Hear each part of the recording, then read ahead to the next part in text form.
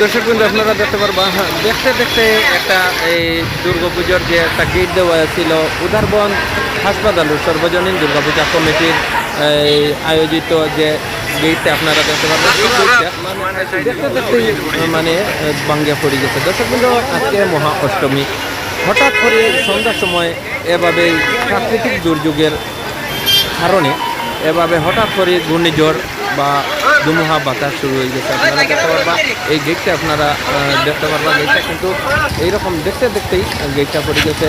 বা আশেপাশে যেগুলা ছোটোখাটো গেট আছে সেগুলোও কিন্তু পড়ছে।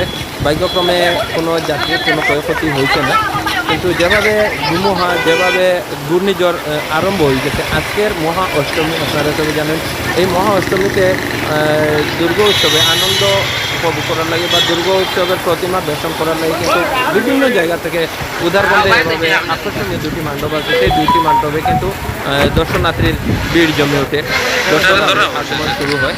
কিন্তু আপনারা দেখতে পাবেন আজকে এই মহা অষ্টমীতে যেভাবে প্রাকৃতিক দুর্যোগের কারণে, যেভাবে হঠাৎ করে এই ঘূর্ণিঝড় তুফানের কারণে আজকে পুরা অষ্টমীটাই মহা অষ্টমীর যে উৎসবের যে পরিণত আছিল উদারবন্দের যে এই আকর্ষণীয় মণ্ডপগুলোতে এর কিন্তু একদম মানে বিক্ষণ হয়ে পড়ে গেছে। আপনারা দেখতে পারবা গেটটা দেখতে পারবা, আপনারা পুরো রাস্তার মধ্যে মিডিল অফ বাংলা পড়ে গেছে। ঠিক তদ্রুপ আরও এইরকম গেট, আরও সামনে আরও তিনটার মতো গেট এরকম করিয়া বর্তমানে রাস্তা বন্ধ আছে। আপনারা দেখতে পারবা কমিটির মানুষ যারা আছেন তারাও কিন্তু বাইরেই আইছেন, এগুলা রাস্তা ক্লিয়ার করে দেওয়া লাগে। কিন্তু বৃষ্টি এখনও চলে, তুফান এখনও চলে, এখন পর্যন্ত কোনো ধরনের মানে রাস্তা ক্লিয়ার করার মতো সুযোগ পাওয়া যায় না। আপনারা দেখতে পারবা ঠিক সন্ধ্যার সময় মহা অষ্টমীর রাত্রে আজকে কিন্তু সন্ধ্যার সময় এই প্রাকৃতিক দুর্যোগের কারণে হঠাৎ করে এই প্রাকৃতিক দুর্যোগ আছে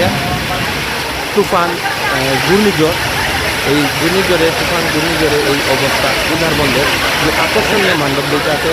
আপনারা সবাই জানেন হসপিটাল রোড সর্বজনীন দুর্গাপূজা কমিটি এবং উদারবন্দ কালীবাড়ি রোড সর্বজনীন দুর্গাপূজা কমিটির যে আয়োজনে বিগ বাজেটের যে দুর্গা মণ্ডপ আছে, এই দুর্গা মণ্ডপগুলার হাজার হাজার দর্শকের উপস্থিতি হয়, কিন্তু আজকের এই প্রাকৃতিক দুর্যোগের কারণে এই অবস্থা।